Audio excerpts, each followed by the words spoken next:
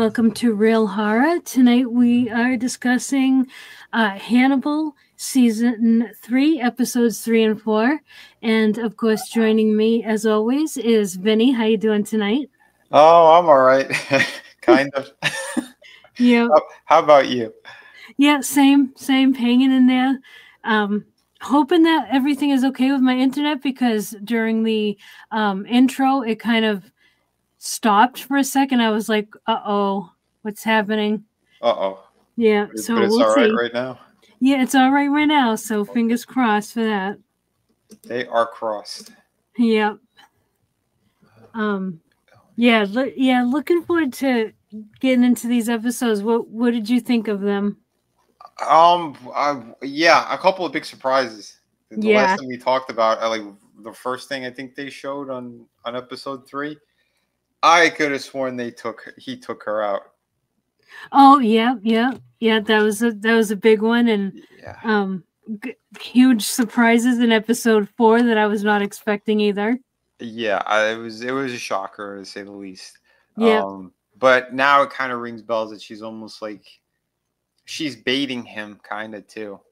Mm-hmm. She mentioned something in the episode, and like he stops what he's doing, and she's just like not even fazed by it. Yeah. When they're in the tub, I was like, oh, okay. She's playing a game. She's playing a dangerous game right now. Yeah, definitely. Yeah. Yeah. I know what you mean. And yeah, surprises with a lot of people who are alive who shouldn't be. Yeah, I know. It was a very pleasant surprise. A lot happens in episode 4. Yep. It's awesome. There's a whole lot. Yeah. One of them I'm very happy about that they're still around. Yeah. But yeah. Same. And another one, well, I mean, if we're going in terms of the movie, then yeah, I mean the character was never supposed to be taken out to begin with. Yeah. When we get there, we can go deeper into it, because, yeah, you said something poignant about that in an earlier episode when that thing happened, and you were like, that shouldn't have happened, and then we see something in episode 4 that we'll get into tonight, and it kind of, it's like, oh, okay, so that's how they fixed it. Yeah. It was interesting. I mean, I'm kind of okay with that fix, but yeah, just the whole situation's interesting. Yeah, for sure. Well, all right, we might as well just dive right into episode 3 then. Yep. All right, so the first thing we see is Hannibal and Bedelia. They're having a glass of wine together, and they're, just discussing things the way that they do, and then they get on the, well, she asks about if it was nice to see Will again, and he's like, yeah, it was nice and stuff, and then they get on the subject of forgiveness, and because he mentioned that Will said that he forgives him, and she says, that forgiveness is, it kind of it involves, two. It takes two, the betrayed and the betrayed, and she asks Hannibal which one, he feels that he is, and he says that he's kind of vague on those details, which is honest. Yeah. Yeah, and then and then she warns him that he'll be caught, doing what he's doing, like he's being reckless and everything, and that he'll be caught, and she asks if he has a plan of how he's going to get out of it if he does get caught, and because she says, I have a plan for myself if I get caught. So I'd like to see that. I'd like to see her escape plan. Yeah, because when she says it too, he doesn't even he doesn't pay her any attention. Like he doesn't even turn towards her. Yeah. Which for that moment, I was like, wait a minute, is he envisioning her, or is she really there? And then it's a little bit later, like you'll see a dinner party thing, and she's interacting with the people. So I'm like, oh, okay. Yep. At that moment, I was like, wait a minute. Is he just being dismissive of her because she might not really be there and it's just in his head? I know that. Yeah. Okay. So for real quick, hey Adam, how are you tonight? It's Oh, awesome to see you, and I've got your message pinned as usual, nice. and yeah, um, yeah, because that you see that we're starting to see that a lot in these first 4 episodes is like what's being imagined and what's actually happening is a little bit blurry. Yeah. So yeah, that it's interesting. Yeah, it really is. Yeah, because we know how he is, and because he doesn't give. There's a lot of people he doesn't really respect whatsoever. They're all Mm-hmm. just pawns and games to him. Yep. But with her, it really like they painted that picture as if like he was gonna take her out, and then like seeing her like this in the interaction, it seemed very much pointing that direction. But Yeah. and especially when she was talking about her exit strategy, and it was like, okay, he's not even acknowledging her. Mm-hmm. So I was like, But I mean, it is good, and I mean, later they have another conversation too in a similar fashion to how it started. Yep. Yeah, because he says something, which is good too. Again, this show is really well done. Yeah. It's just written amazingly. Mm-hmm. And yeah, he says she asks like where do you think we'll be looking for you next, and he says, well, probably the one place I can never go, which is home. And then next thing we see is Will arrives at the Lecter estate, and it's So like Lithuania was it? it's Is that in Lithuania, yep. And it's kind of like all the grass is overgrown, like you can tell it's abandoned mm-hmm. and everything. It's still what a beautiful it's still a beautiful estate though, like because it shows a couple of um in the cinematography, like they show the mansion off in the distance, Yeah. and a couple of shots actually make it look like a castle. Yep. Yeah, like it's kind of like creepy at night. It's actually beautiful. Oh yeah, it's stunning how they did that. Mm-hmm. A lot of Europe is like that, but yeah, certain things like it look like it's like right there. Like was like, Mm-hmm. is he living in the castle? No, and then like in the foreground you see this other kind of still a nice sort of estate that being shown. Yeah, absolutely. Yeah, yeah. Yeah, and yeah. So Will is walking around, and he goes to like he tries to get in the door, but it's he can't get in, and he's walking around, and then we walk through like a little family cemetery, and it shows Misha Lecter, Hannibal's sister's Yep. headstone. Which they did mention her Yeah. in the previous season. Yep. Yep. And yeah, and we know, and so you and I know Misha because we saw Hannibal Rising. Yep. And yeah, so it's kind of it's cool that they put that in there because it is part of it is his origin. It is part of his origin. Yeah, it is. And then yeah, later when they kind of reveal it to the audience, the way that they reveal it's really interesting too. Yep. Yeah. That it's part of what Bedelia and yeah, it's it's the only time we see him have a human reaction. Yes. Yeah. It's so yeah. It's funny because yeah, you're right. It's the only time he actually reacts instead of because everything he does is calculated, but when she says what she says, Mm-hmm. it's an actual reaction. Yep. It's yeah. It was very cool to see. Yeah, it was. And interestingly so all of that like the cemetery and everything, the grass is really tall, like nothing's been kept up with, but at Misha's headstone there's a lily bush and it's in bloom, and you kind of like you wonder at that moment, like why is that flower blooming there amongst everything else that's dead? So, but I have a theory on that. Okay.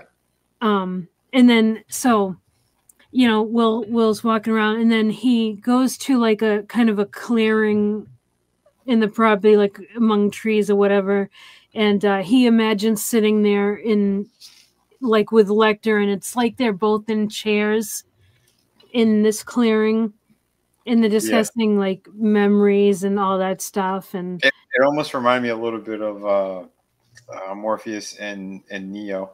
Yes, it does look like that. Yeah, I thought that was an interesting touch. Yep. And then during his, you know, like he's imagining this, he suddenly gets pulled out of this imagery because there's a couple of gunshots that he hears. And so he makes his way over, and well, before that, we see a woman hunting ducks. And then we see like she's preparing it, like she's in this area where she's preparing the ducks, like taking the feathers off and all that stuff. And as he is about to, I mean, as she's about to like chop the feet off of the duck, it transitions to Hannibal chopping the hand off of an arm. It's a seamless. Yeah, they did a nice job with that. Before we got to that point, it's when she's going through the forest like that, Will is looking at her through his little binoculars. Yeah, he's watching her. Yep. She catches him. You see, because she's pointing like right at him, and he blends a little bit more behind a tree, kind of thing. Yeah, so I was unsure if she actually saw him or not. You think she did? She might have, with the way that they're, because they both act very strange, and you can tell that they've both been affected by Hannibal. Yeah. Because then when they do finally interact, it is interesting their dialogue and how they're behaving towards one another. But yeah, you could see because he's watching her like the whole time, and yeah, she was sort of pointing in his direction before like one of the birds flew up, and then when she got it, she pointed right back at him. Yeah. So, and again, if you have binoculars, and yeah, you're gonna get a reflection of light hitting those. So. Yeah, that's true. I do believe she did see him. Yeah. And she was kind of feeling out like when he was going to make his approach or something. Yep. Yeah, you're probably right because we know that you know, we do find out that she's been there for a very long time, so yeah, she would probably be alert to the fact like if someone else were there. Yeah. But so yeah, makes sense. She is a different character from the movie, correct? Yes, she is. Yeah, I figured as much. Yeah. Yeah, I don't recall her name though. Well, so in the series her name is Chio. But so she's kind of like a stand-in, kind of like a stand-in for a similar character in Hannibal Rising, Lady Murasaki.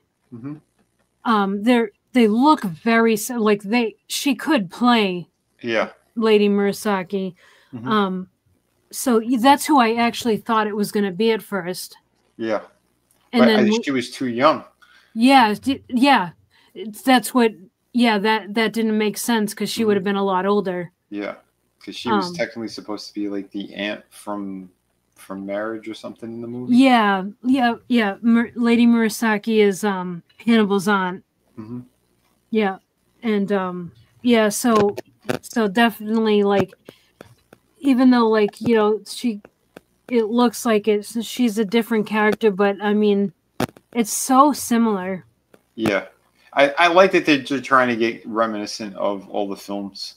Yeah, because they're capturing a lot of it and kind of even what we'll see a little bit later too.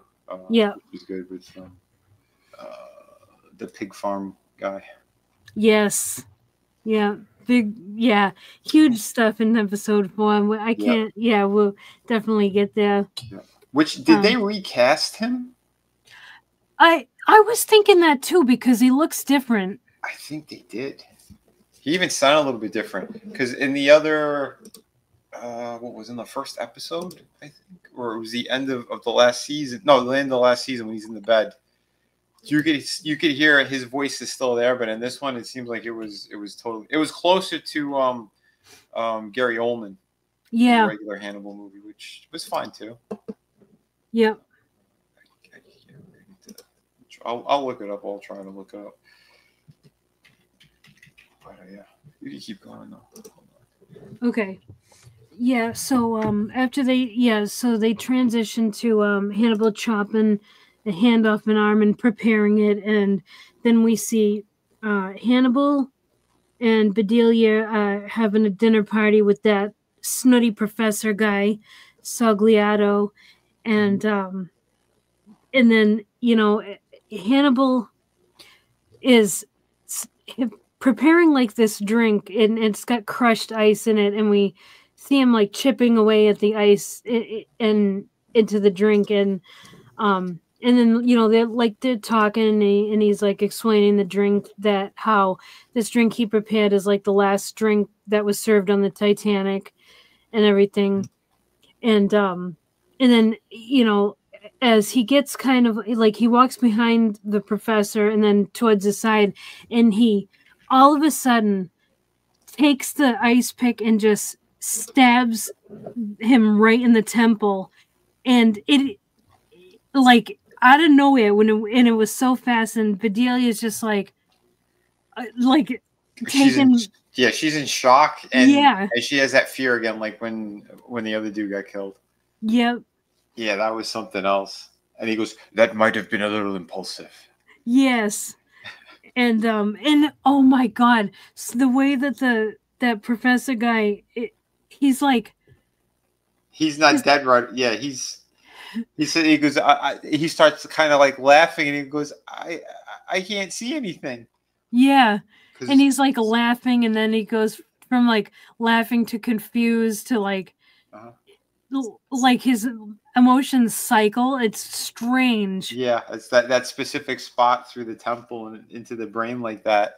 Yep. And she's disgusted by it, so she gets up and she grabs her handkerchief thing or whatever, and she just walks over and she puts it like around the handle of the ice pick thing, and then just yanks it out of his head, where then he dies instantly, face first. Blood is filling up the entire plate that he had in front of him, and then Hannibal's like, "Oh," he goes, "He was alive until you just killed him." Yeah. I love the mind games he plays, like saying that, like, well, technically you killed him. Like, dude, yeah, the logic of this guy. Yeah, that's insane. Yeah, he put that thing into his head.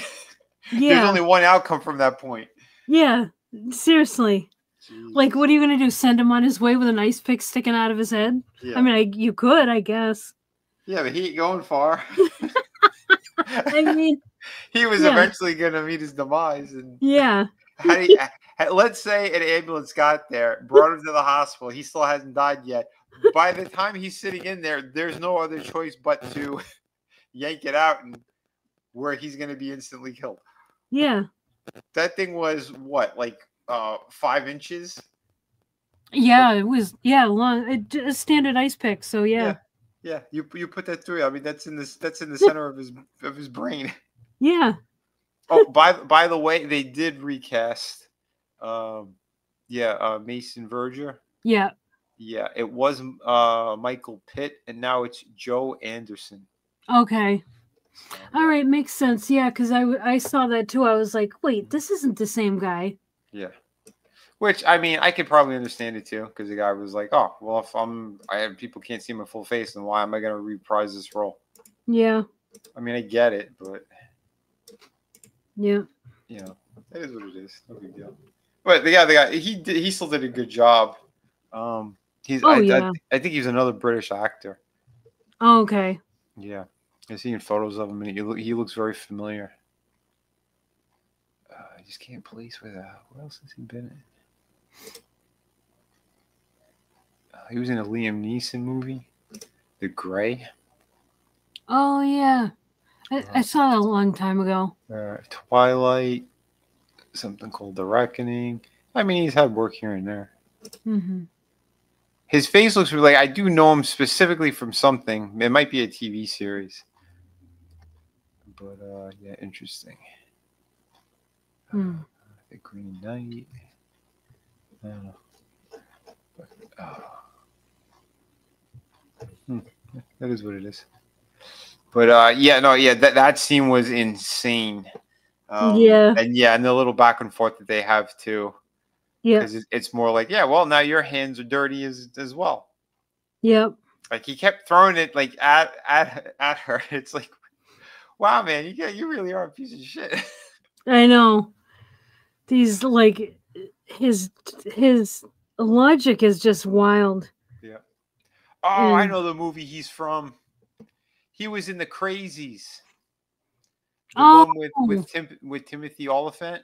yeah. You remember his deputy? The skinny guy who kind of loses it and makes Yes, them I walk with him. remember. Yeah, Yep. that's him. He's the guy in the chair now. He's Okay. Mason. Okay. Yeah. He was really good in that movie. Yep. Yeah, that was a pretty good remake. Yeah, that was fantastic.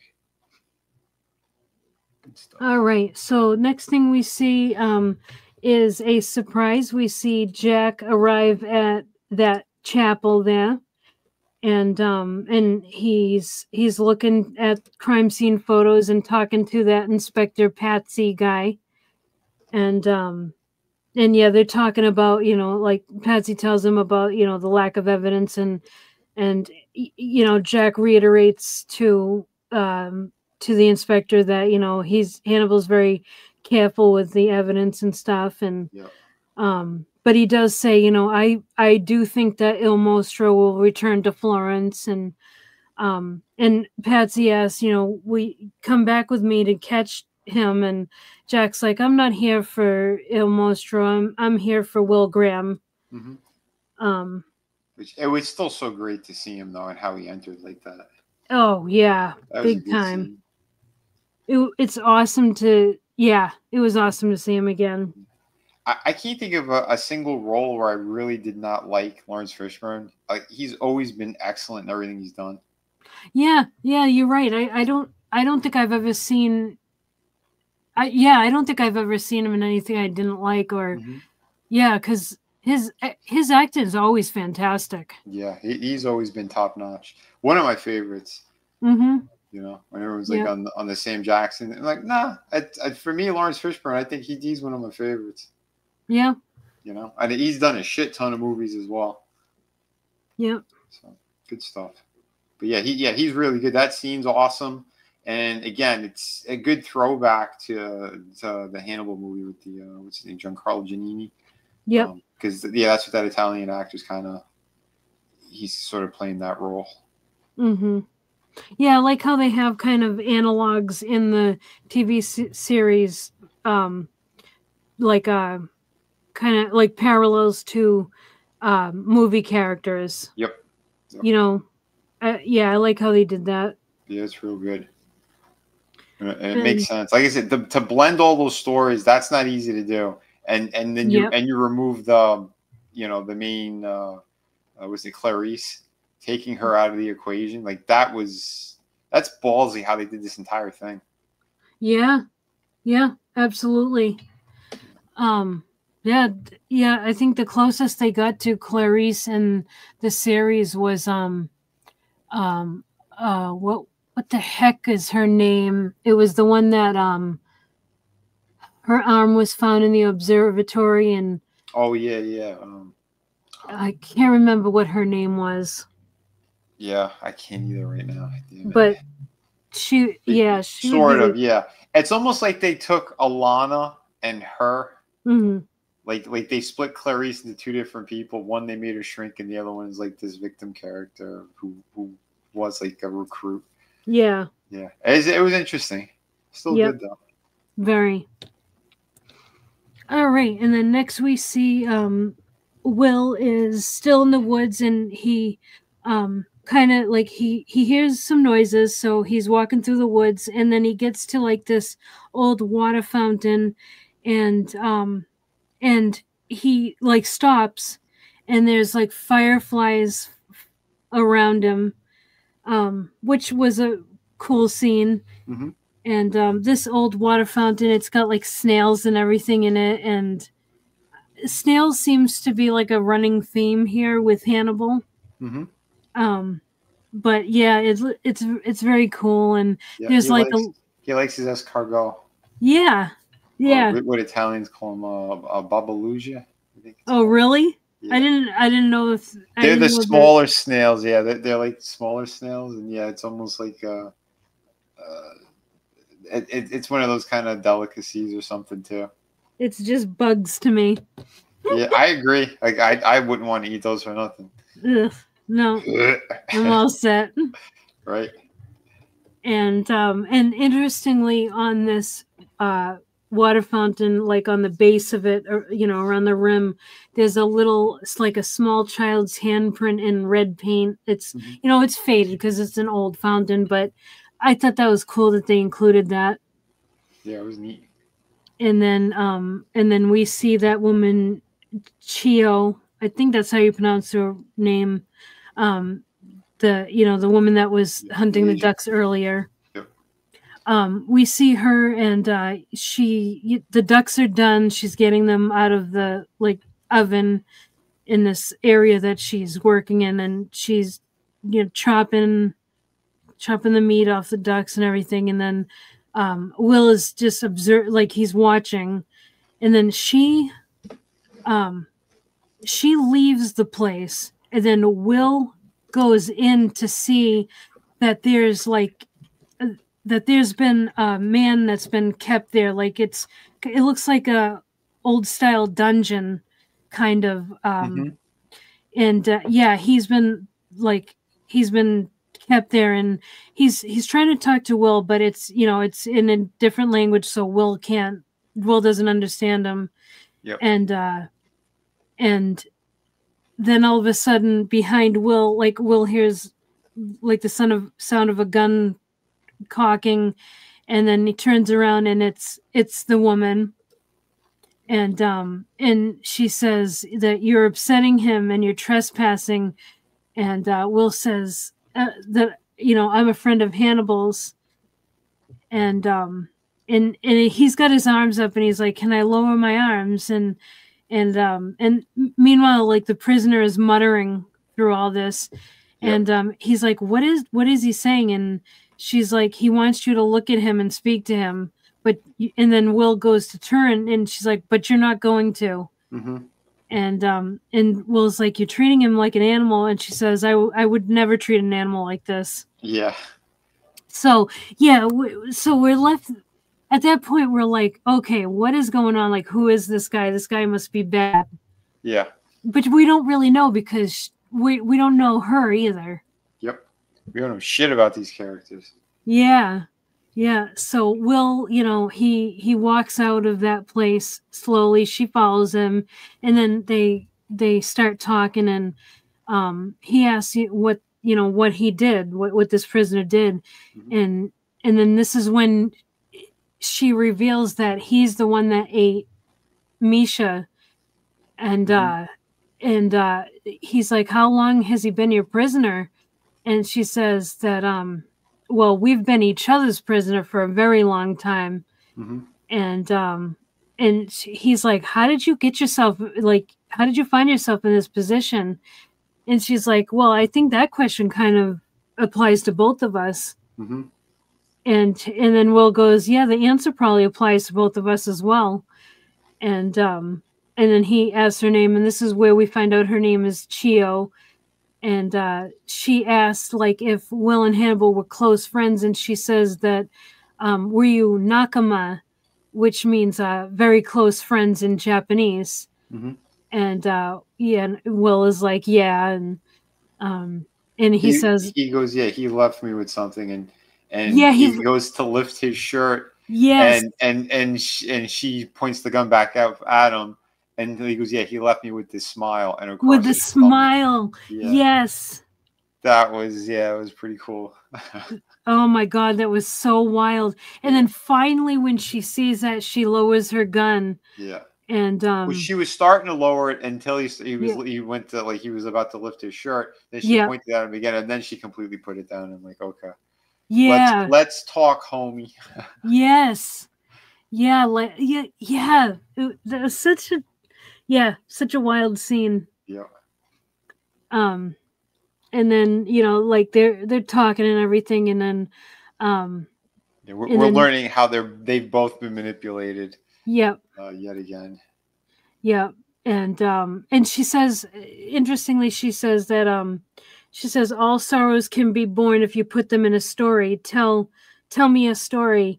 And then it cuts to Hannibal saying, in Roman times, as if he's telling a story. Yeah. And I like how they did that, because they did that in the first episode of this season, where he goes, once upon a time. Mm-hmm. And yeah, it's like it's a story, like a storytelling theme. Yeah, it was good. And yeah, he's like, Hannibal's explaining how in Roman times, like how the meat would get divided and everything, and it's just bizarre, like Mm-hmm. it's just bizarre knowledge. I don't Yeah, know. yeah, it's classic Hannibal. Yeah, like yeah, the things he knows and stuff. And Mm-hmm. he's having guests over for dinner again, and and he's preparing the lungs, and he holds like the searing thing to the lungs, and he says, once the lungs whistle, then they're done. And it's like, oh man, this is so grotesque. Yeah, because we know exactly whose lungs those are, and it's the guy he didn't like with the beard, who he had the pick in his head. Yep, yep. And she's got that disgusted look on her face too, while he's talking about all this and searing up the meat. Yes, yes, yes. And then, oh yeah, and then so he serves the meat, and his guests are like, oh my god, this meat is fantastic. And and then the guy there, he goes, you must have a very good butcher. And Hannibal's like, yeah, I do. He's like, He's you me. know, yeah, yeah, I always oversee this process personally. And then I like how Hannibal looks right at the camera when he says that. That was a great shot. Yes, yes, like kind of breaking the fourth wall, like looking at us, like wink, wink. Yep. Yep. And then it goes right from there. It segues into the Asian woman's face. So it Yes. morphs from his into hers, and she's staring into a cup. Yes. Yeah, that was really cool.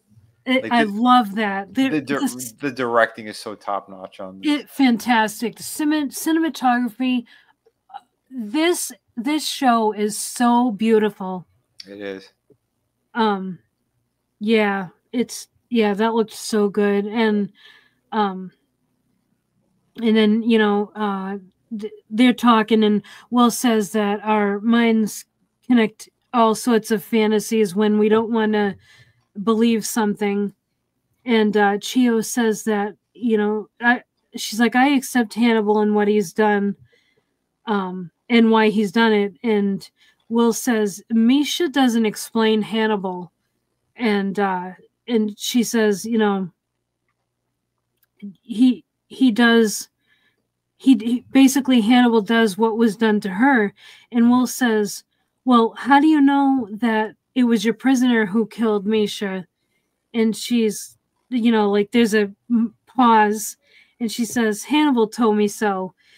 And I am so grateful to Brian Fuller for writing this, because I hated the way that Hannibal Rising gave Hannibal a sympathetic backstory.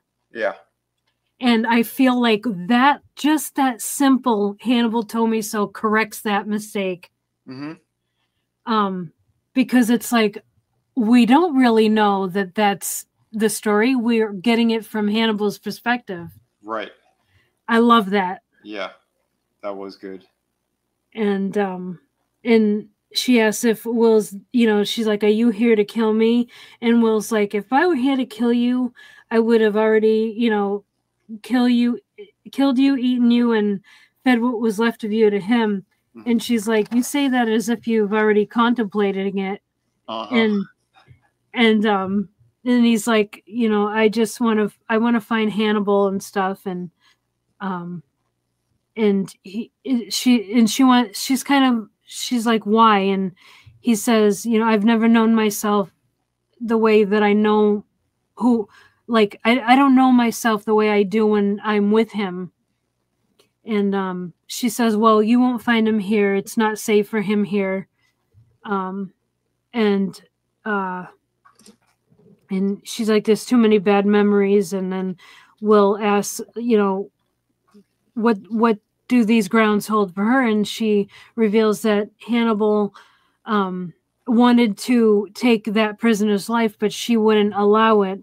So he put her in charge of his life. And that's why basically how she said that we've been each other's prisoner. Mm-hmm. That's basically, that's pretty much the way it is, because she doesn't want to kill him. Yeah. So she became like this constant, like this, like babysitter. Yeah. Yep. Like she can't let him freeze, but she doesn't want to kill him, so she has to care for him. Yep. Yeah. And Will says, I think he was curious to see if you would kill. Mm-hmm. And then we go back to Hannibal and Bedelia's, where Bedelia's taking a bath and Hannibal's washing her hair. And they're talking, and she inquires about his childhood, like what were you like as a child and stuff, and she's like, should we talk about your first spring lamb, and stuff, and she asks, why can't you go home? What happened to you there? And he said, I happened there.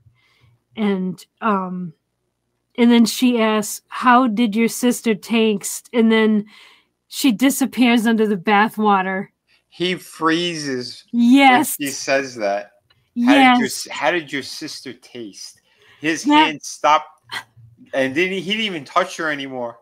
And then she just submerges herself in the water. Like, she is breaking his balls. Like, okay, if I'm a prisoner of you, then I'm going to have my fun as well. Yes. And it's like, oh, shit, that is a dangerous game. Yeah, big time. Because she really thinks that, I guess, at this point that he's not going to do anything. I don't know. I don't really know what she's thinking.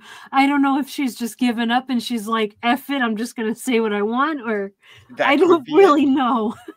Yeah, it's very weird and interesting of what's going on with her character.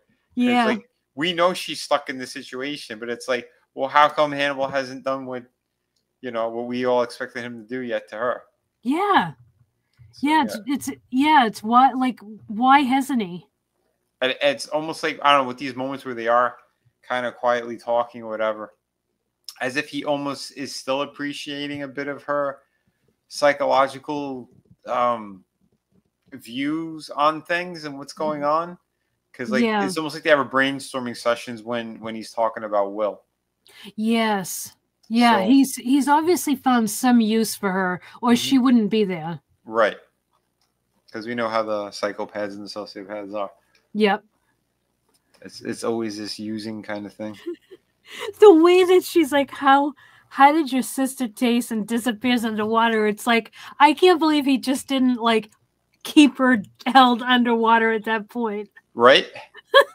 That's the type of guy he is. So very interesting indeed.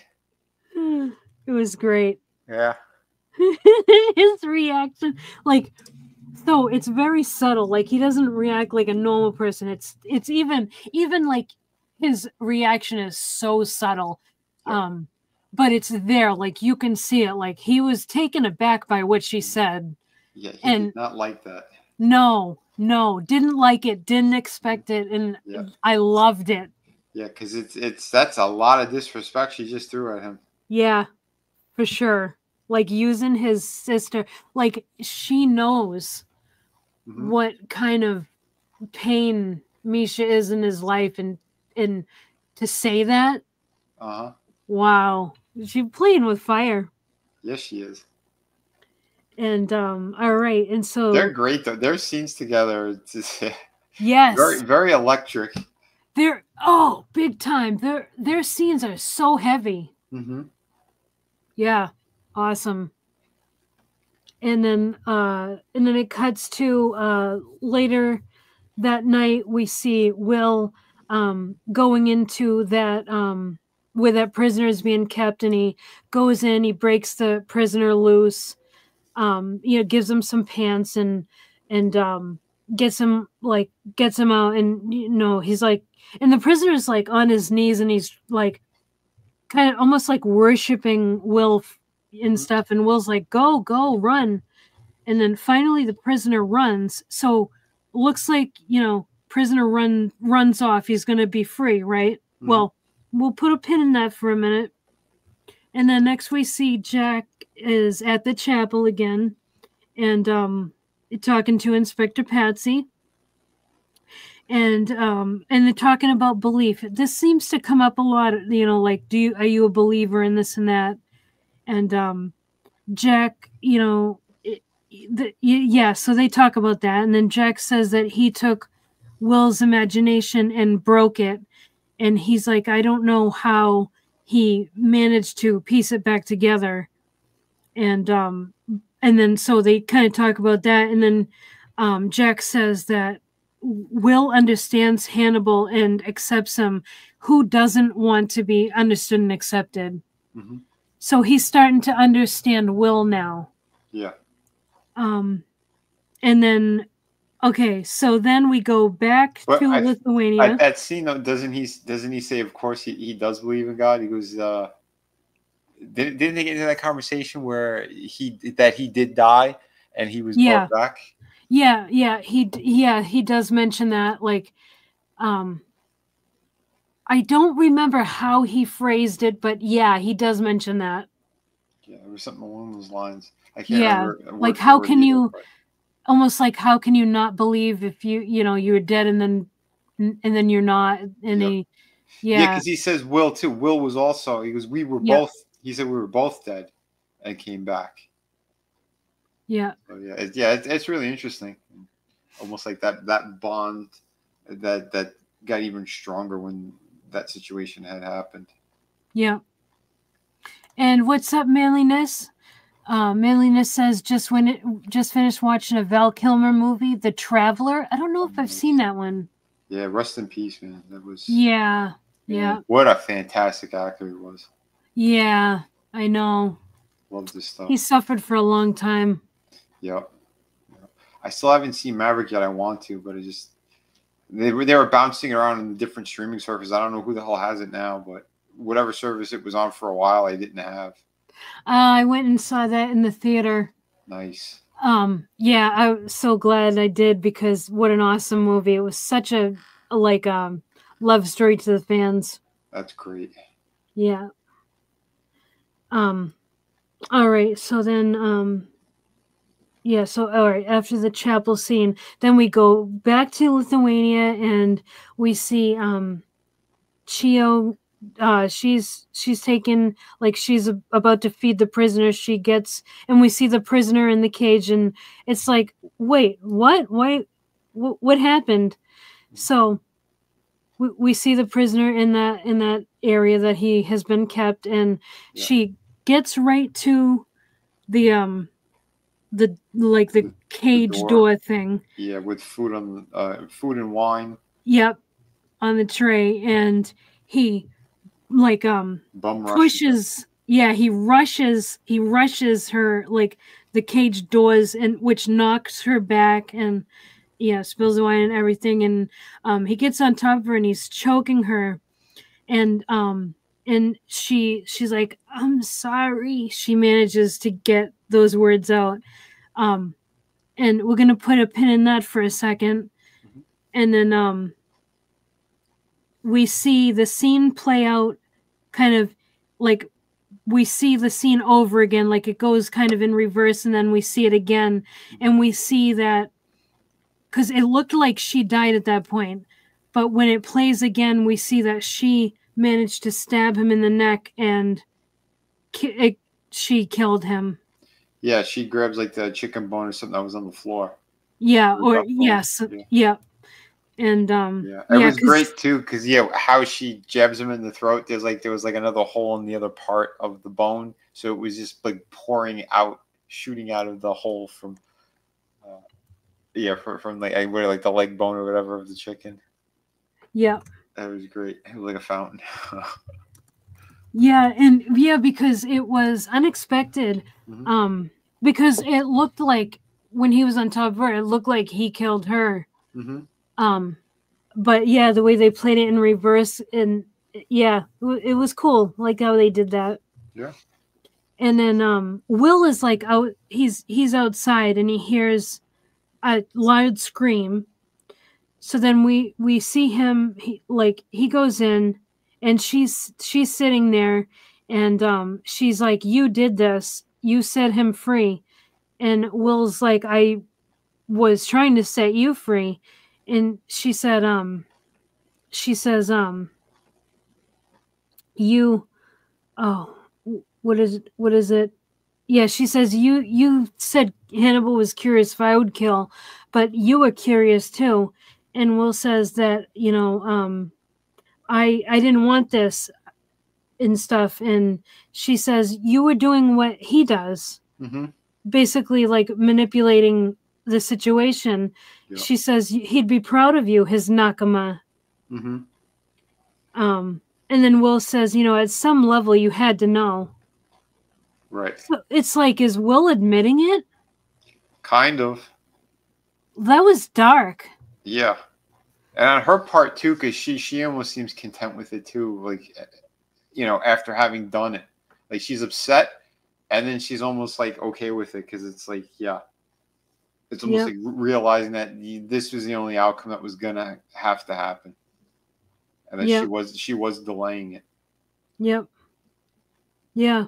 Yeah, because it does set her free. That's undeniable. Yeah, because part of it is she's also is willing to help him now. Yeah.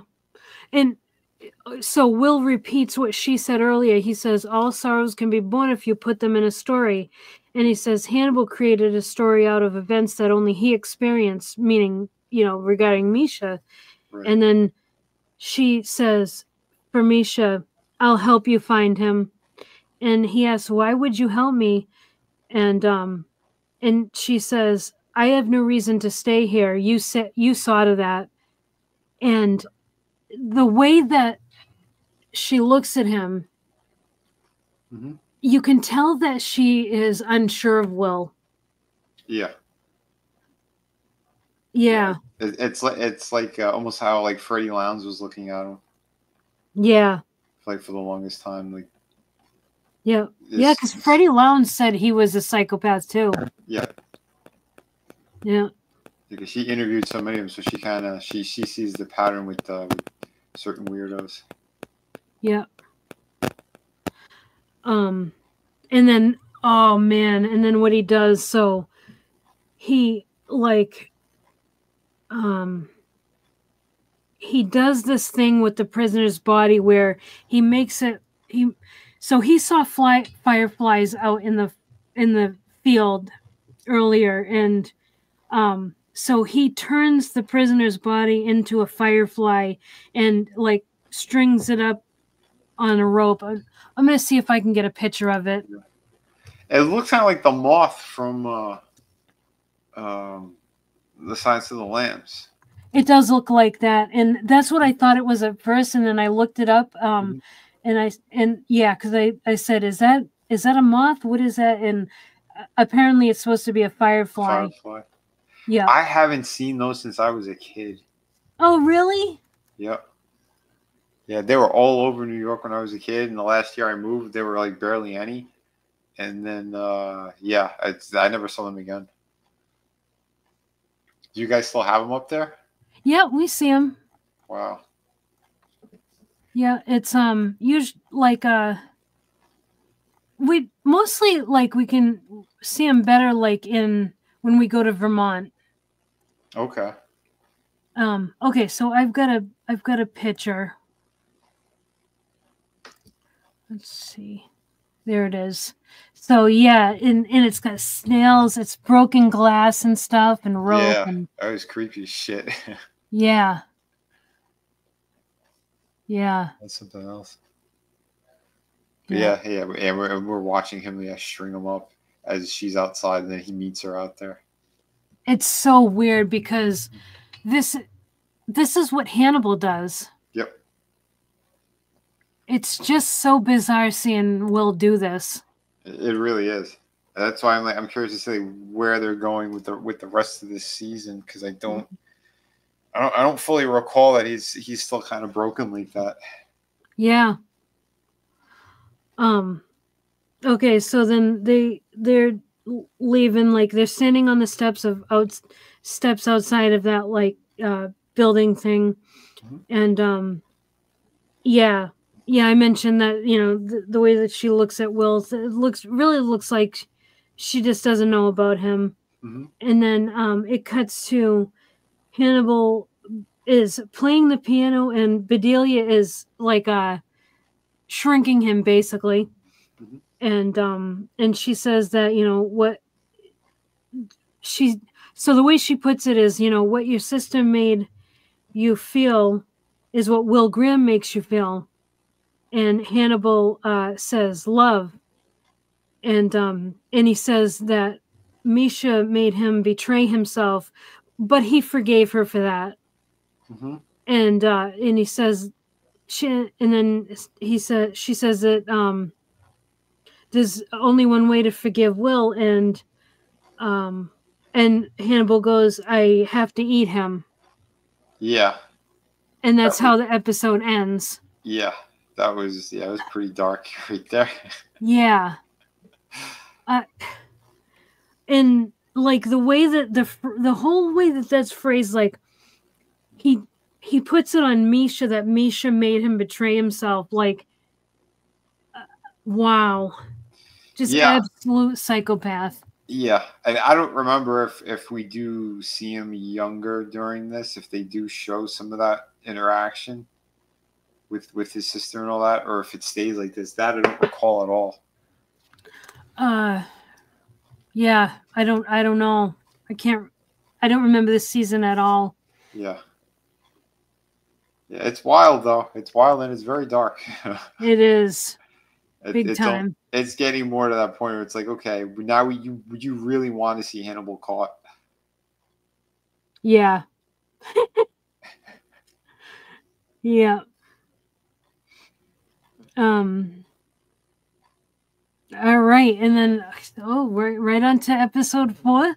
Yeah. And so this was very unexpected. Yeah. So okay, this is like Sergeant Doak's unexpected surprise, motherfucker. Yeah, it was. It really was. Because so we see Chilton, and I'm thinking, okay, this has to be like a flashback, or like someone has to be dreaming this or something. And so Chilton is saying, each one of us that's crossed paths with Hannibal has lost something. And then it cuts to like the way that the bullet pierced his under his eye and then went through his skull. Yeah, so that recruit one that was held for 6 years, whatever, by Hannibal, and she's missing her arm. When she takes Jack's gun and she's in the other side of the double-sided mirror or the single-sided mirror, and she shoots at Chilton, thinking that he's the one who did all this to her. Yeah, because we saw the bullet go out the back of his head, and here that they kind of show more of like the bullets entering his cheek and like exiting low. Yeah. As if like it didn't hit his brain at all. And What's as up, the bullets, Tommy? Hey Tommy, as like the bullets going into his cheek, you could see like blood shooting out of his left eye as well. Like, yeah, it was a violent scene when they showed that. Yeah, but yeah, like they sort of like recreated it, and to show that he wasn't necessarily shot in the brain, and it's something that like he could have survived, because as he's talking and having this dialogue, he's talking to someone specifically, right? Yeah. This is the Mason thing. Yes. Yeah. So and he's so he's talking, and then and we just see Chilton at first, and then And then we see, it's like he's kind of like looking not at the camera, but like toward like we're looking we're looking at Chilton, and then we see that it's Mason Verger on the bed, Mm-hmm. and he's talking to Mason Verger, Yep. and so Mason asks, like, he says, "How long does it, like, are you wearing makeup? How long does it take for you to put your face on in the morning?" And Chilton says, "Not long now that I've got, a routine down." And so now at this point we know it's actually Chilton. It's not somebody's dream, and it's not like Yeah. it's like it's real. Chilton is alive. Like Yeah. Chilton's alive. And Virgil, he wants to. He's okay. Why don't you show me? So like he see him take out the contact that's in his left eye, and it's like Yeah. the pupil itself looks kind of dead. Yeah. And then like he takes out this mouth guard thing, almost like the villain from the 007 movie, the one that Javier Bardem played. You remember he had like that weird face thing holding his kind of face together as well. I know what you're talking about, but I don't know the villain's name. Yeah, I don't remember it either, but I remember because like when he takes it out, like Chilton, like half of his face drops and droops. Yeah. It's like he doesn't have a cheekbone anymore. So this thing was kind of like locking everything kind of into place so he could, look and speak normally. Yep. Yeah, so. He needs a prosthetic to keep his face right. Very interesting how they did that. Yep. Yeah, and it's got. Did you already mention that it has teeth on it? Like it's also like a denture as well. Yeah, it's like part of that. Yeah. Because like the character in the movie was something like that too. It was like half of like his upper teeth and like what would be like the inside roof of his mouth, and like that was all like kind of connected and hooked in. But in this one, it's just it's like part of that, and like what was it, like maybe like 4 molars were attached to it. So, yeah, pretty interesting. Yeah. And then when he does that, he goes, "Yeah, if you show me yours, I'll show you mine." So when he's doing that, then Mason, he's kind of like taking off his fake face as well, and you could see like the reconstruction surgery to try to repair what was done to him when Hannibal gave him that cocktail of like psychedelic stuff and was making him eat himself. Yep. Yeah, he ate his own face. Yeah, I'm hungry. Why don't you eat your nose? Aha! I'll eat my nose. Yep. Oh, I'm full of myself. It was fitting. He really deserved it. It really was. That character is such a piece of shit. Yeah, for sure. And that was cool because like one would take off a piece and then the other one would take off a piece, and like it was going like one for one, like strip, like a strip tease type of thing, but with their messed up faces. Yeah. It looked cool. Yeah. And the makeup effects are insane on this. Oh yeah, very good. Yeah, very well done. From what I recall, I mean, I know like Mason, he looks so grotesque in the Hannibal movie, but they did a really good job with. It almost looked exactly like that. Yeah, really, very much. I noticed that as well. Yeah, such a great job. Yeah, and then and Chilton asks about how. So we find out that Verger has offered a 1 million bounty for Hannibal, but it's not just to get him convicted. Like he also wants to understand Lecter and everything. Yeah. And it's a worldwide bounty too. Mm-hmm. And I really feel like that's the only reason why Chilton has crawled his way back in. Mm-hmm. He's so slimy. Yeah, because they have a conversation where it's like that he wants to study him in his prison kind of thing. Yeah. And Virgil, he doesn't want to go about those means, but Yeah. he's sort of almost like humoring Chilton at the moment. Yeah. Yeah. And he says, like, I wonder what would you do to Lecter if he were in your hands? And Mason goes, I think we're heading into territory that's not covered by your fee. And he says, goodbye, Dr. Chilton. And Chilton goes, happy hunting. Mm-hmm. Yeah. And that's the actual, like, that's how the whole um episode like opens. It's a huge opening scene. Yeah, because it seems like everyone um, who was hurt in a massive way, thanks to Hannibal, Mm-hmm. they're all happy with almost helping Mason and in capturing Hannibal and making sure that he's going to suffer. Yeah. Which is really good and really fitting. Yes. Yeah. Yeah, he truly has no friends except for maybe Will Graham. I know. It's messed up. Mm-hmm. Speaking of Will, next we see Will having like a nightmare, like PTSD nightmare flashbacks of, Hannibal gutting him, trying to gut him basically. Mm-hmm. And he wakes up, and this is a very mirror like episode, like a scene, because the first time this happens, we see when Will wakes up that his nurse says, someone would like to see you, and it's Abigail. Mm-hmm. It happens exactly the same, except now it's, instead of Abigail, it's Chilton. And and he must have seen the disappointment on Will's face, because he's like, you were expecting someone else? And Will says, I was hoping for someone else. Yeah.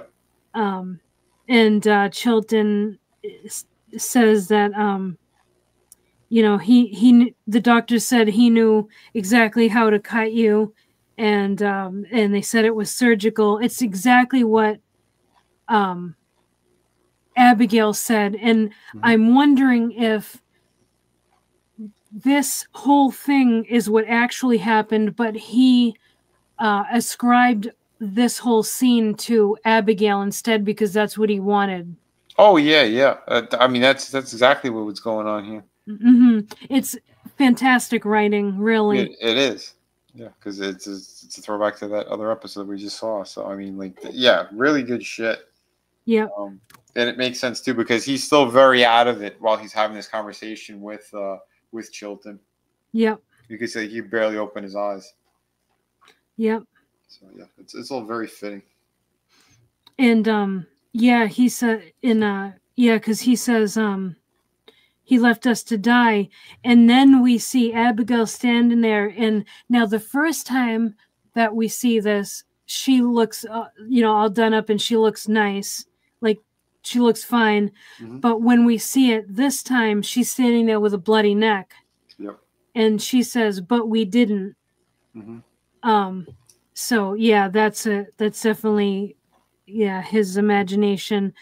And then Chilton's like, a couple of seconds we've been, and talks about how Hannibal set them up and knocked them down and all this stuff. And Chilton's like, I can understand why he was able to get you with the encephalitis, but how was he able to get me? And Will says, compulsive imitation. Mm-hmm. And yeah, like, that fits Chilton. It really does. Oh yeah. Because he just, all he's wanted to do is be as good as Hannibal. Mm-hmm. And then Chilton's like, you need a friend and all this stuff, and it's just bullshit. Yep. And Will knows it too, but he's like, Will knows he just wants him to like let him get in his head and basically become a patient of his. Mm-hmm. And Will's like, no, there's no opportunity for you here. Yep. And then we see Will imagine that this scene is wild. So Will imagines that he, Jack, and Hannibal are having dinner, and Jack is at the like the head of the table, and then it's Jack and it's Will and Hannibal on each side, and then Hannibal brings out the plate of food, puts it on a table, and then Will grabs Jack on one side, and Hannibal grabs a knife and slashes Jack's throat on the other side. Yeah. And Will is holding him down as Hannibal does this. Mm-hmm. And that's guilty conscience right there. Oh yeah. Yeah, because then we're gonna have a conversation soon regarding Jack and Will. Yeah. And kind of what was going on, because he talks about like the phone records and what they heard. And yeah. All that. So really, really good stuff. Yeah, big time. Because you see how broken that Will truly is. And then we see Will is it looks like Will's working on a boat engine in his barn, and Jack comes to visit him, and Jack is like, I had wished that you had come looking for me, but I understand why you didn't. And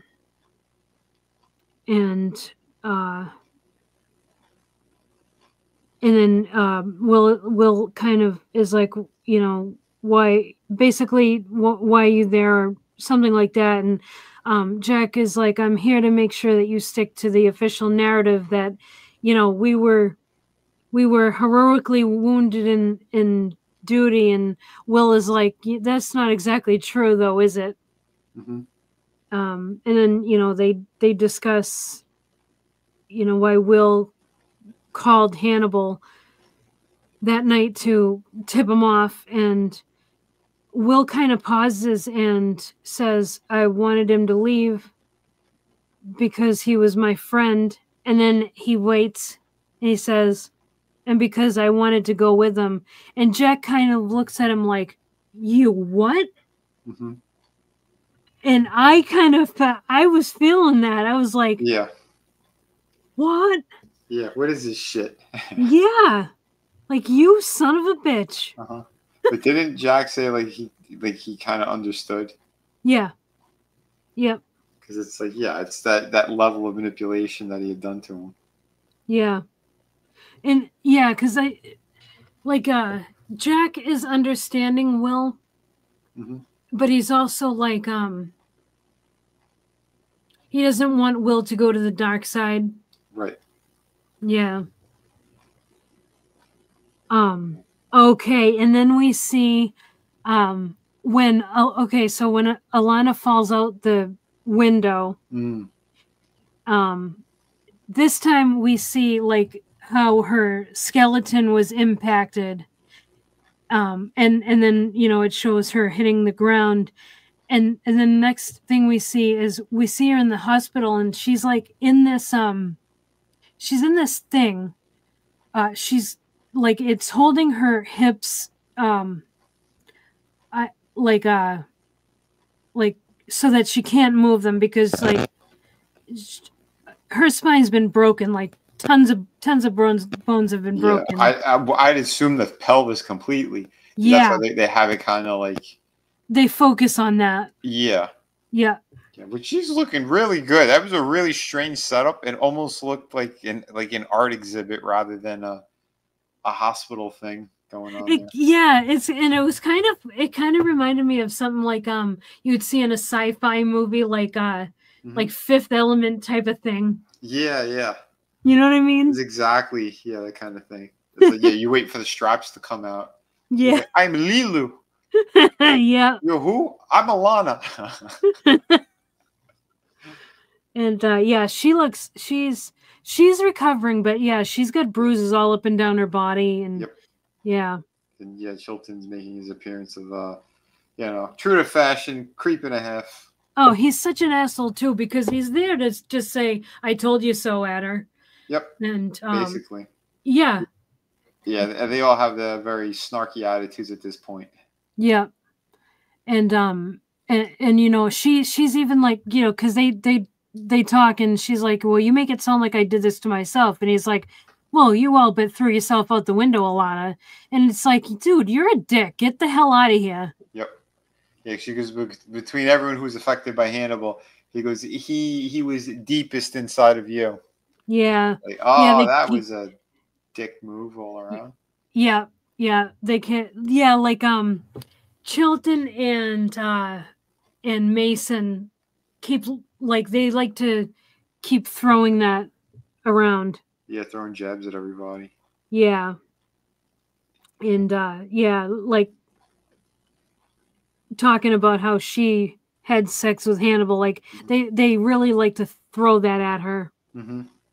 Um and then she mentions how, so many bones broke that marrow got into her blood, and that like she can expect to have like psychological issues from it Mm-hmm. for a while and stuff. And yeah, so she's got a long recovery.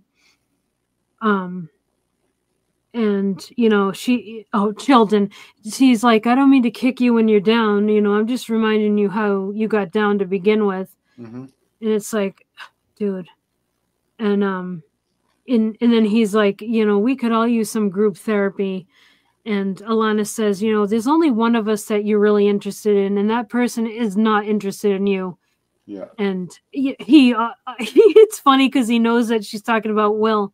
Mm-hmm. And he goes, Will could use a breakthrough. And she's like, well, I figured that almost being killed would do that. And Chilton's like, no, that's not going to happen until he catches up with Hannibal. Mm-hmm. And he does warn her that it's only a matter of time before they're back in each other's orbits. And he goes, it would be a shame, not to have good seats. And she said that would require some manipulation. And it's like, gee, can Chilton handle some manipulation? I don't know. Is he up for that task? Right. And then we see, like, so we know that some time has lapsed because she's in this, apparatus that has to keep all her bones still so she'll heal.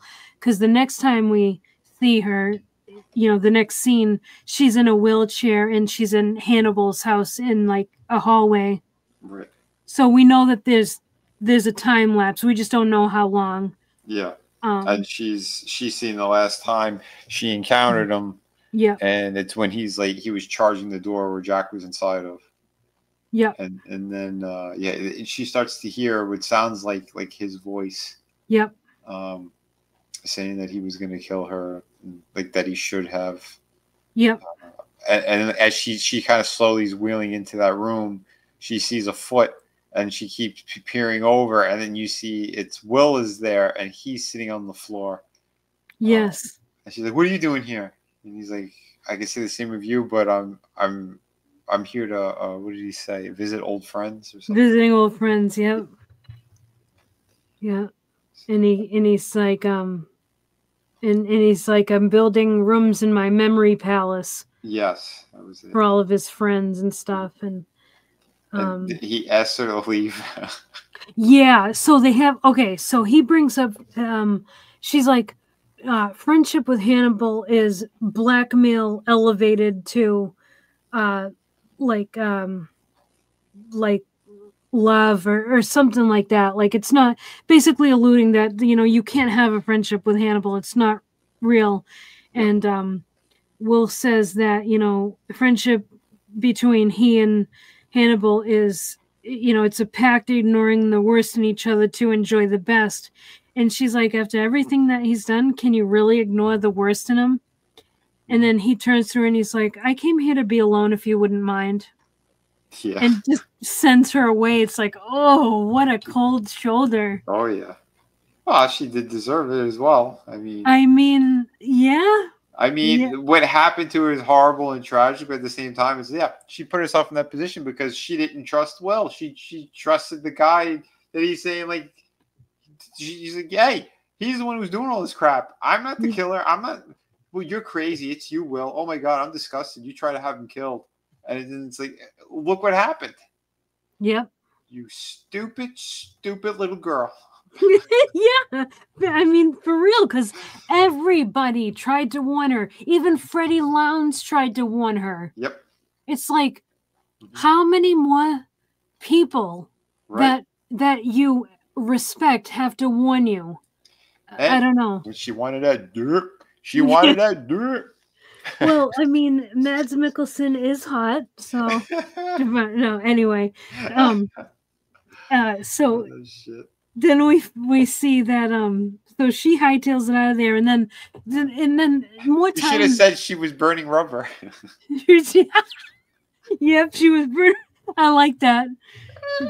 She burned rubber out of there, and then I don't know if more time had lapsed since then, because it had to, because she arrives at the Verger mansion, and she gets she meets up with Margot, and we find out that she's there to be Verger's psychiatrist, and she's not in a wheelchair anymore. She's just using a cane. Right.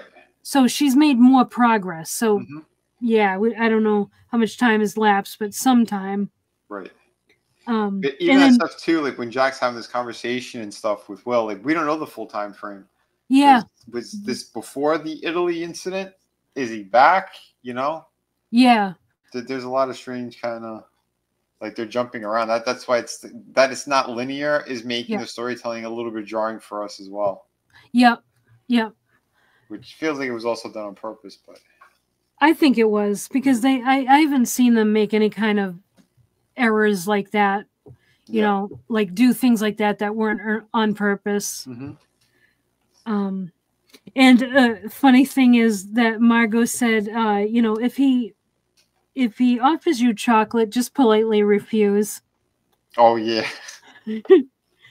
And then she meets with, you know, she Margot takes Alana through the house, and then she meets with Mason, and then again he's asking her about like religion and stuff like that, and this seems to be coming up a lot in this season.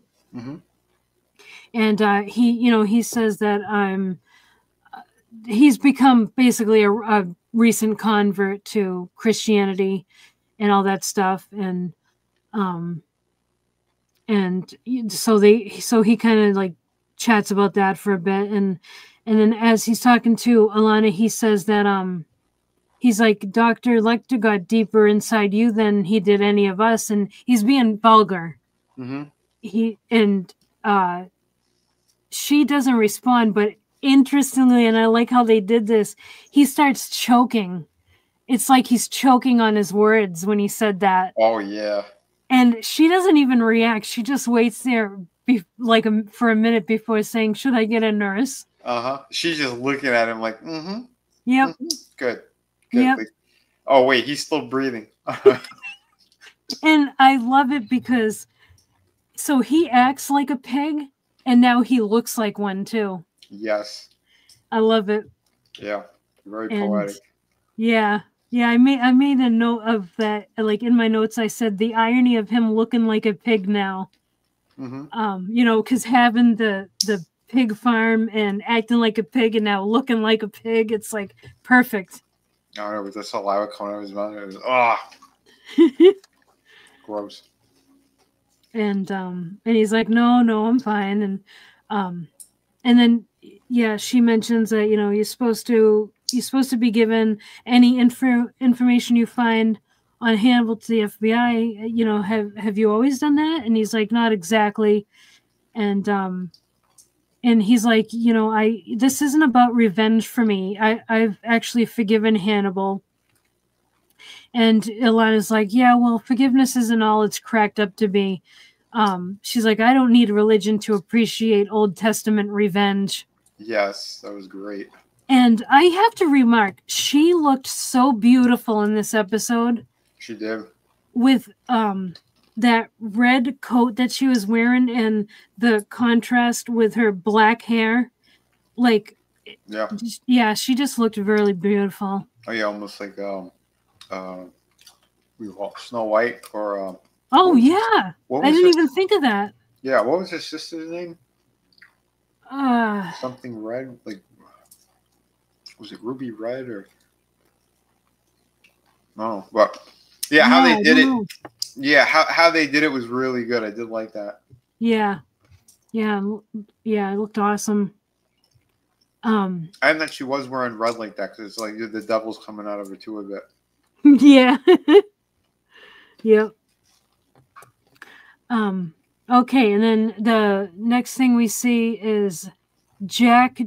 He's having his like PTS dream of his near death as well, and then it's this scene looked awesome because as like blood, so in like his dream thing, the blood is like going upwards. It's like raining upward. Oh And yeah, yeah. From yeah, yeah, when he was meeting his demise there, and yeah, the wolf was at the door. yeah. Yeah, that was crazy. That yeah, they There was very a ton of blood, and yeah, like you said, yeah, it was going upward, yeah, and then we have like that vision with his wife, and yeah, yeah. like again, the artistry in this. I don't know how would you even begin to shoot something like that? I've got no clue. Yeah, it's wild. Like huge props to everybody who worked on this show. Seriously, like Oh yeah, yeah, I really cannot say that enough. it was so excellent. And then like he dials the phone in this like dream thing, and then as it's connecting he hears Bella, but it's actually Bella in real life calling to Jack, like Jack, and then he wakes up and she's next to him, and he's like, did I die? And then she's like, no, you're not going into the ground with me, Jack. Mm-hmm. um Yeah, because they got like their beds beside one another. yeah. um and he says, I was dead, and she says, well, yeah, and they talk, and then she says something very interesting. She says, Jack, you can do something I can't. You can cut out what's killing you. Mm-hmm. And I just feel like that was awesome writing. Mm-hmm. And like that really, I think, gave Jack a purpose, especially after she passed away. Yeah. And then we see Jack and Chilton talking, and I assume that this all happened in the past because, well, I'll explain after. But we Okay. see Jack and Chilton talking, and Chilton, and it's in Jack's office, and Chilton has that visitor badge on and everything, and he's like, he says, Will's gonna lead you right to Hannibal, and Jack's like, no, I've let them both go. I'm done. And Chilton plays on his guilt really good. He's like, you dangle Will like bait and then you cut him loose. You fed him to Hannibal. And he's not wrong. Yeah, he's not. He's not wrong. He's just a dick. Yeah, he is a dick, and he's trying to use them. Yep. To still get what he wants. Yep. But he's manipulating. But technically, he's not wrong. Yeah. Yes. That's the thing that sucks. It's like we don't want to root for that character on any level because he is such a douchebag and all the manipulation games that he plays. But yeah, because he's so bad at it to begin with. Mm-hmm. But now that logic is kind of setting in, and we face it. He has to be arrested or put down, basically. Yeah. And he wants Jack to do it, to bring him in. It reminds me of the movie. Oh man, now the name of the movie is escaping me, but it's the dude. Oh, The Big Lebowski, and they're bowling, and Walter's like, "Am I wrong? Am I wrong?" And the dude goes, "No, you're not wrong. You're just an asshole." Yeah. Like this. That's this scenario. Exactly. But which one has the bag of dirty underwear? Sorry. Yeah. Who would have that problem? Underwear. Yeah. Oh man. We should watch Party that movie at some point. Yes, I love that The Big movie. Lebowski was so good. Yeah. It's crazy, but it's great. Yeah, exactly, man. He's out of line, but he's not wrong. Yeah. Oh um, shit. and then yeah, we see, and then he's like, okay, well, if you'll excuse me, I like to be home when my wife wakes up. And then, you know, it goes and it shows Jack at home, and he's you know, he's taking care of Bella. Bella is near death, and he's getting her medicine, and she's kind of moaning, you know, very lightly. You can tell she's in pain, and he prepares her medicine, gives it to her, and lays with her, and it's a very sad moment. Yeah, it is. Um, and then the reason why I say this is all in the past is because the next thing we see is Jack in a room, and he's looking at that bed, and it's empty, um and then she's holding up like a white dress, and he says, "I love you" in white.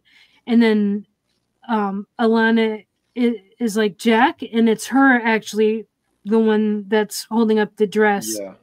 Yeah, trying to say, is this a good dress to bury her in? And Yes, yeah, they're yeah, picking out her. Yeah, what? Yeah, it's truly heartbreaking scene. And like when he did have the vision of her already wearing it, like, yeah, oh my, she looked gorgeous too. yeah, Yeah, they did yeah. such a great job with that. And like, your heart completely breaks for him. I was absolutely sobbing. Was it? Um, where was it? Yeah, towards the end. I don't even think I can get into it. I really don't think I can get into it. But yeah, it's really sad. Uh, With the wedding, the funeral, the funeral, Bella's and funeral. yeah, And because they kept segueing it from the moment he met her, yeah, when he proposed to her, and they did our this de aging that they did was insane. I've never seen de aging done so well. yeah, Because it his was great. face, everything was so thin. Like Mm-hmm. it really did look like it was like 20 to 30 years prior, but he Yep. still had like facial hair. And like as he's like, you know, they're in the church together, they're both so happy. And then Yeah. they keep segueing it with her, you know, like when they were putting the makeup on and everything, like they made it look like the wedding, and then we're seeing her that she's getting ready for the funeral basically, and then it's the same dress, it's her wedding dress, it looked like that she was in, Yeah. is that what he buried her in.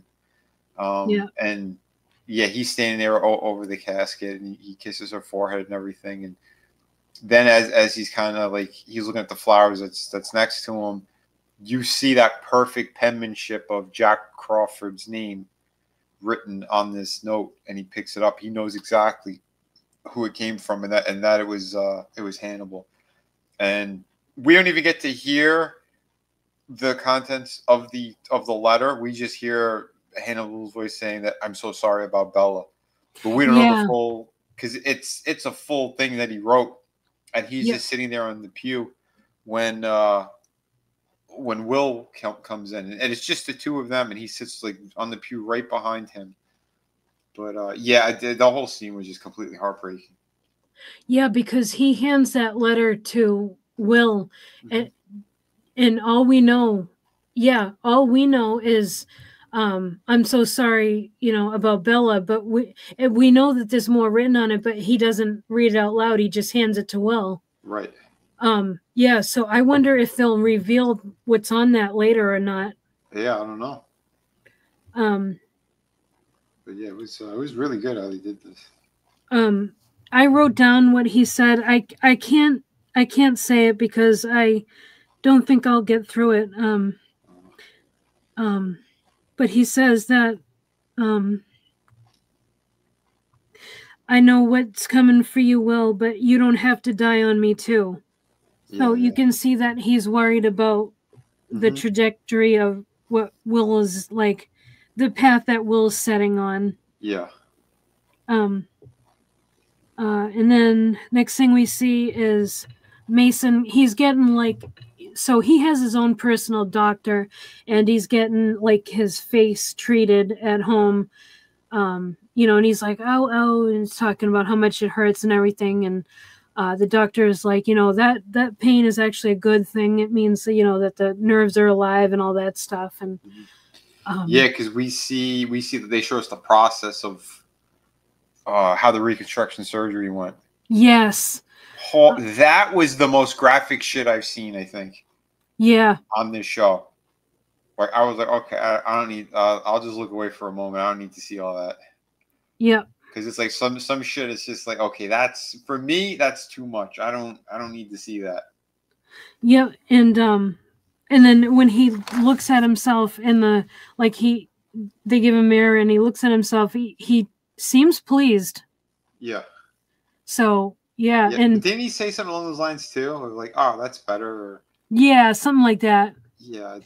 I can't remember the line exactly, but yeah, like he's content that, okay, like, oh, as good as new. Something like that. I think it was. Yeah. And then we see Alana and Mason talking again, and you know, he's talking about how, you know, after all this time Hannibal still eludes us and stuff, and you know, and then she says, you know, someone like Hannibal, his tastes aren't going to change, like his taste for fine wine, the food, all of that stuff. He's going to go where those things can be found. Mm-hmm. And I think they talk about Europe, or something like that. Yeah. Yeah, because the type of taste that he has could only be found in Europe. Yeah. And he's going to be leaving a trail behind him, as he always does. Yep. And then he's a pig again. He's like, and of course you would know what he favors. Did Hannibal favor you?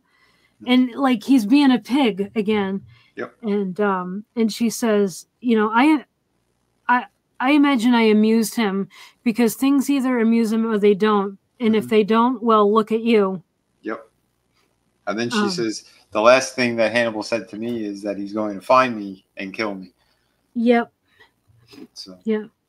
And then, yeah, he asks, why aren't you taking all this to Jack? And I didn't really appreciate her answer, but she says, you know, Jack is you know, done at the FBI. He's all but a footnote in his own evil minds museum. I didn't like that. And then he says that he goes, I'm curious how you ended up in my pocket. And she says, you're preparing the theater of Hannibal's death. I'm just doing my part to get him on the stage. Yep. And then we see Jack visits Will. And Alana comes out, and Jack asks where Will is. And she says, so yeah, he goes to visit Will at Will's house, and Alana was there. And Alana comes out because Jack is expecting, Jack is expecting Will, obviously. So he's like, where's Will? And she's like, he's already gone, Jack. And she's like, Will knows what he's got to do. Do you? Mm-hmm. And then next thing we see is Will getting on his boat, like he's putting the sail up, and then he heads off, and that's it. That's how the episode. So the whole episode, it was a kind of a prequel to the Italy incident. Yeah, that's what I'm thinking. Yeah, this is all in the past. Right. Yeah, because like I said, I was a little bit sick when I was watching this, so like I half tuned out on certain things, and then like, you know, when I unpaused it, I'm like, oh, okay, that's where we are. Well, like a part of it is in the present, like when Jack is at that chapel talking to Inspector Patsy. Right. That's present, but a lot of this is past. Right. Yeah. Yeah, it does make sense. So. Yeah. Yeah, so yeah, Will boarded his boat. He went to Italy, and then Yep. But yeah, it's excellent stuff. So yeah, Patsy was trying to ensure that Jack is going to help him. Yep. But yeah, like I said, I remember what happened to to him, to the Italian detective. I don't. So don't spoil it. For the situation. But I don't know where they're gonna go with this because again, he's a character from Hannibal, the last Hannibal movie. Like if we're going chronologically, he was in the very last one. But yet we're having stuff that's still going on from like Red Dragon, Manhunter ish. So Yeah. it is very interesting. And at this point, he hasn't even been captured. So yeah, because we know in Red Dragon there, Manhunter, he's already Will had caught him.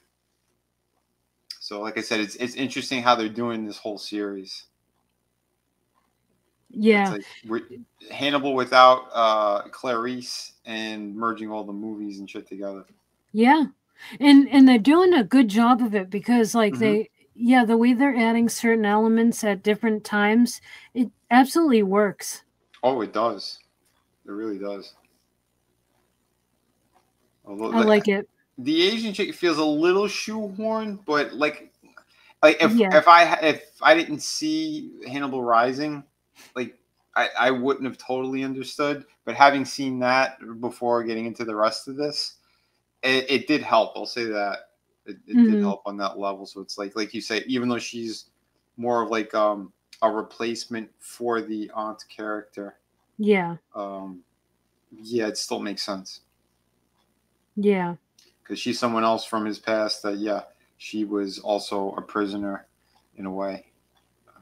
Yeah, it would make I feel like maybe Chio's existence would make a little more sense if like she was like a niece or something of Hannibal, like not niece but cousin of Hannibal's or something.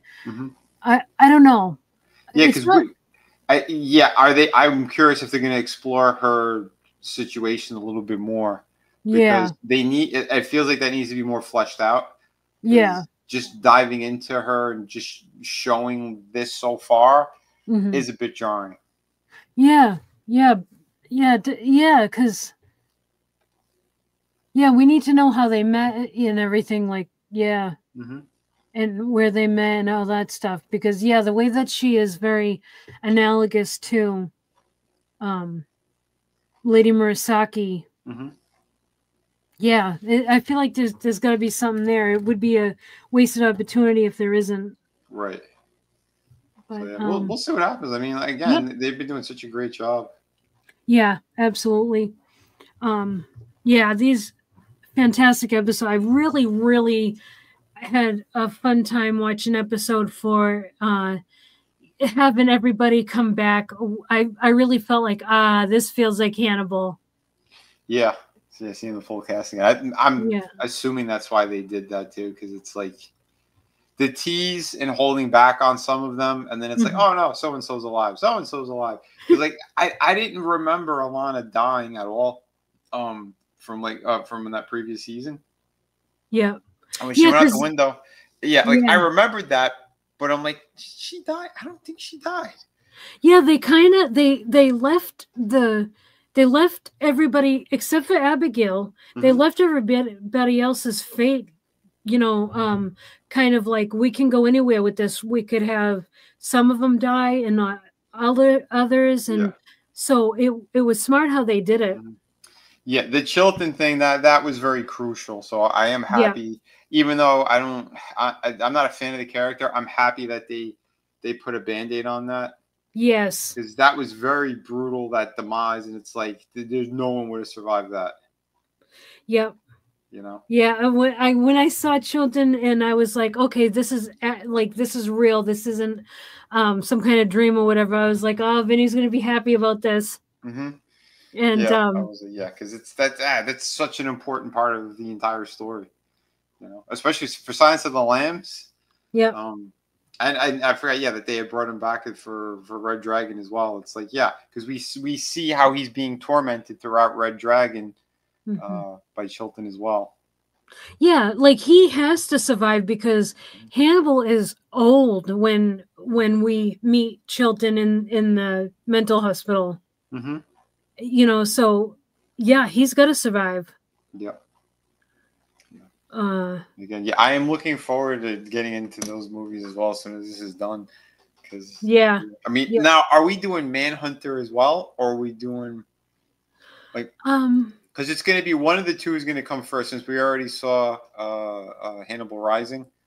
So next chronologically it would have to be at either a toss up or doing them both at you know like okay, so let me think. because they're similar, but yet there are big differences between the Manhunter and Red Dragon. I feel like definitely we need to do Red Dragon. Okay. Um, and do you, so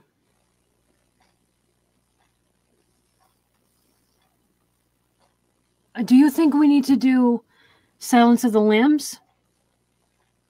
If we're gonna do Hannibal the movie as well, then we would have to do Hannibal. I mean, I'm sorry, Silence of the Lambs, because it leads right into it.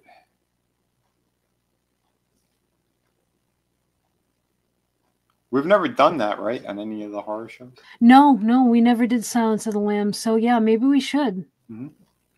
Because I think so with the kick that we're doing with this series, and then like right after Red Dragon, because like Red Dragon then ends with the introduction of his new visitor there. So it goes right into Silence of the Lambs. Well, I mean, maybe we should just do all of them then. Manhunter, Hannibal, Hannibal Rising. Well, I don't know. Do you think we should do Hannibal Rising? We can Well, talk about we it. could talk, yeah, because we already watched it. So, Yeah.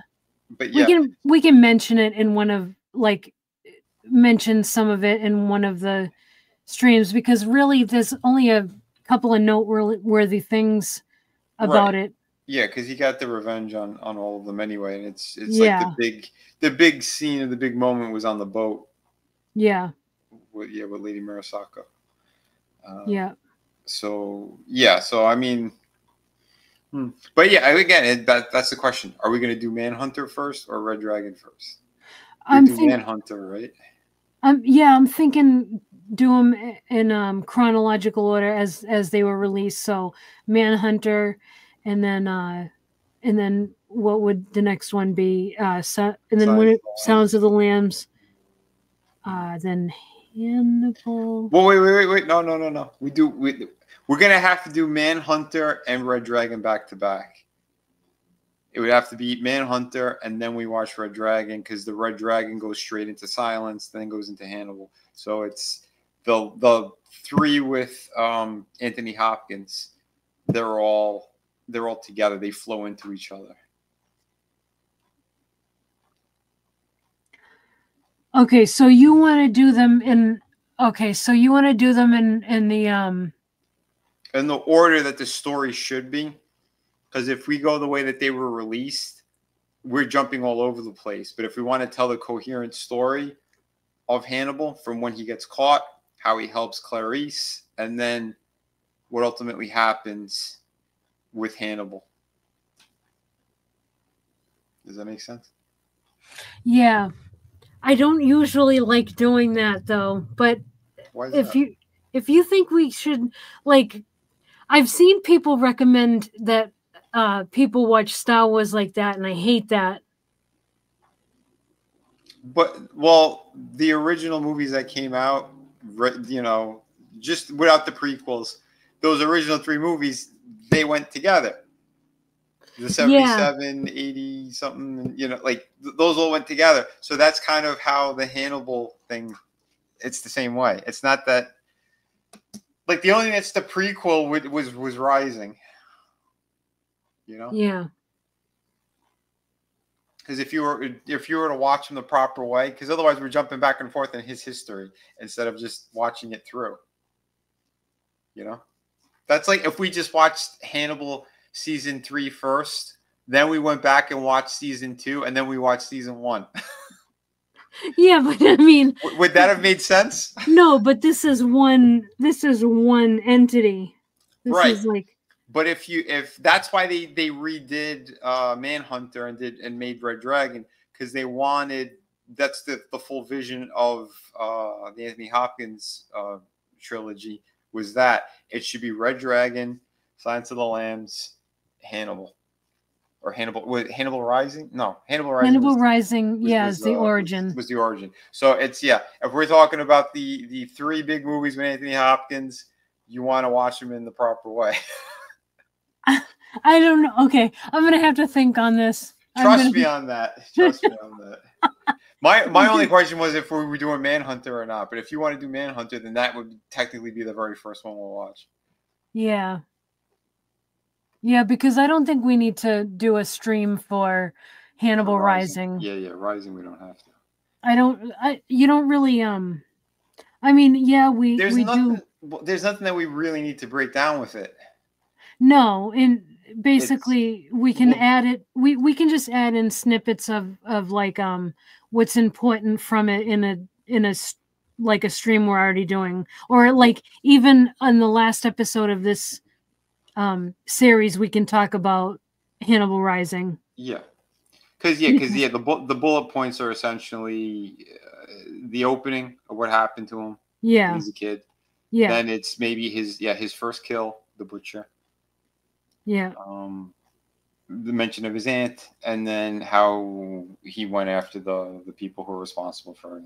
It's kind of open and like we don't need to do a giant thing on it. It could like literally be anywhere from 5 to 10 minute conversation on that. Yeah. Because the main thing is those movies and how it all kind of plays out. Because like Red Dragon is the one that this whole TV series we're watching, it's all those characters. Yeah. So like Red Dragon's crucial. Yeah. And so okay, so Manhunter, and then Red Dragon, right, and then okay, so then Silence. Should we do Hannibal? Yeah, the very last one. Okay, we'll do that last. That feels weird to me. I don't like that. I don't know how that feels weird because that's how the story is gonna play. All right. Trust me. That's why they did it the way they were upset how they did it. Like they jumped like that as well. All right. Because Silence of the Lambs and the very last Hannibal movie, those are back to back, kind of. It's just like there was like a 10-year jump or something. All right. Well, all right. Well, fine. We'll do it your way. All right. It's the way that they envisioned it when they made them. All right. No, we'll do that. That's fine. Yeah. And then if people don't like it, they can watch the streams in their own order. Exactly. They can blame me. That's fine. So hold on. So we had Silence was in 91. Manhunter and then was like 10 years later they did Hannibal.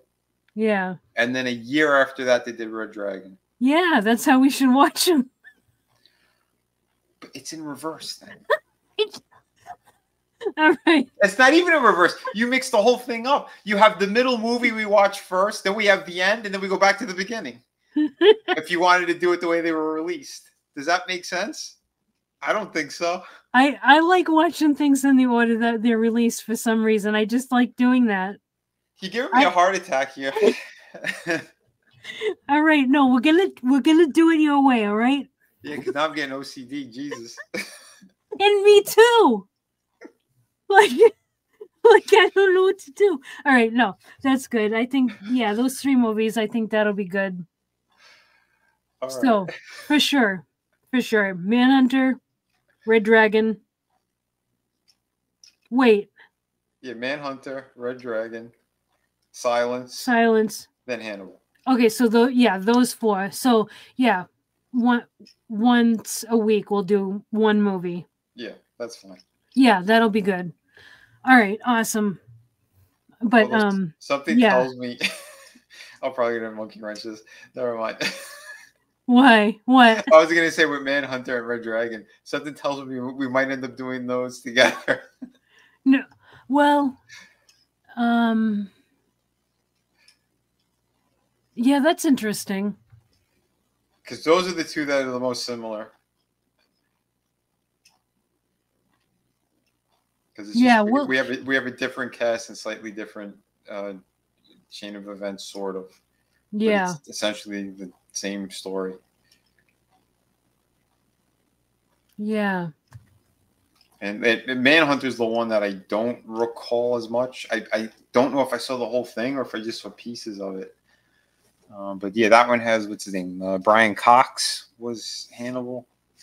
The Tooth Fairy guy was the one who played Frankenstein in the Monster Squad.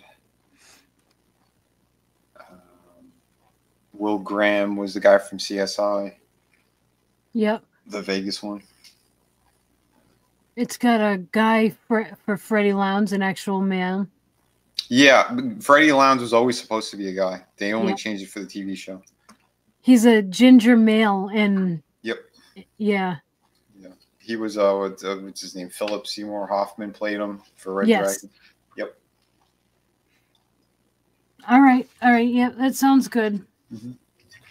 All right, but yeah. So next week we will be doing episodes 5 and 6. Getting close to what? I think that's the middle of the series already. Yeah. Yeah, because 13. Yep. Yeah. So wow. We're just throwing me off a bit too, because I believe this Sunday we're doing I think it's the last 2 for Dexter. Oh, I looked into it. Dexter is 12 episodes a season. Oh, it was? Okay. Yep. Shit. All right. Yeah. So yeah, we're screaming through those too. Yeah. Yeah. Oh, I thought it was the end. I guess not. Holy shit. Yeah. 12 for Dexter. Yeah. All right. Anyway, yes. So next week, same time, episodes 5 and 6. But in the meantime, Vinny, tell everybody what you got going on. A lot of things. If anyone is in the Boca del Rey area, I'm going to be doing a convention, a 1-day convention called PalmCon. It was a Palm Beach show, but yeah, it's like about a half hour away from Palm Beach, which I'm fine with. It's a little bit closer to where I live, actually. So I'm like, yeah, less of a drive is fine. But yeah, if you're in the neighborhood, if you're in the area, yeah, check it out. I think the website is palmcon.net. So check that out. I'll be bringing my books and some artwork, original artwork, and some prints. Let's see. Yeah, I'm working on the City of Venus too. While we were working, or while we're on stream here, I've been working. Sorry, my brain's everywhere tonight. Let's see. Yeah, we're doing. The Friday stream is gonna be crazy. We're gonna be talking about Van Damme and the horrible shit that he's involved in, allegedly. So yeah, we're still doing the toy stream, I believe, tomorrow. Yeah, the toy stream on Tommy's channel, my channel. Yeah. There's a couple of things. I partially shot something. I got to finish the review on it, but yeah, and there's plenty to talk about. I'm sure we could talk about the Nintendo Switch 2 as well tomorrow night, since it's in the ballpark of toys and games and all that stuff, the retro stuff. So yeah. So yeah, always a pleasure. And of course, Sunday, yes, we are continuing Dexter. It's not the last 2; it's the 2 before the last 2. And no, we're not going to watch the last 2 first and then go back and watch the 2 before that. All right, enough. But yeah, no. So yeah, it's great, and I'm glad everyone's having fun, because oh my god, I forgot how amazing that series it truly is. It's a lot of fun. That's series. That's another great series. Yeah, and Trina's been twisting my arm, so I think we're going to be continuing after season 1. We'll probably go right into season 2. Awesome. Yeah, as long as I can still do them. Yeah, I'm down for it, because internet was acting so damn bad last time. So thank you again, Trina. you saved that one. No problem. Yeah, but yeah, fingers crossed everything's working okay. Yeah. Hoping for a better internet connection this week. Oh, and for those if you're still tuning into for the slasher, we're doing the last of the ninja movies. Ninja Domination is going to be Saturday. I should be back in time for that. So, and I really do want to be back in time for it, because I have some info to drop for Slasher as well regarding the lead actress, Lucinda Dickey from Breakin'. She was the brunette in Breakin' 1 and 2. She is the star of Ninja Domination. And I did see an interview with her recently that I was like, oh shit, there's a lot of good info I could drop for him. So yeah, that'll be on Slash's channel, Slasher McSplitter on YouTube. Go check it out. Awesome. Yes, and on Tuesday nights at 8:35 p.m. Eastern, I do a horror stream with ETEP, and that's simulcast on my channel. So yeah, be sure to tune in for that as well. But yes, I want to thank everybody for tuning in. Thank you so much. I really appreciate it. Anybody watching this on the replay, thank you as well. If you have any opinions about which order we should do the movies reviews in, let us know in the comment section. Otherwise, everybody have a great night. Enjoy the rest of your week. Bon appetit. Yes, manja.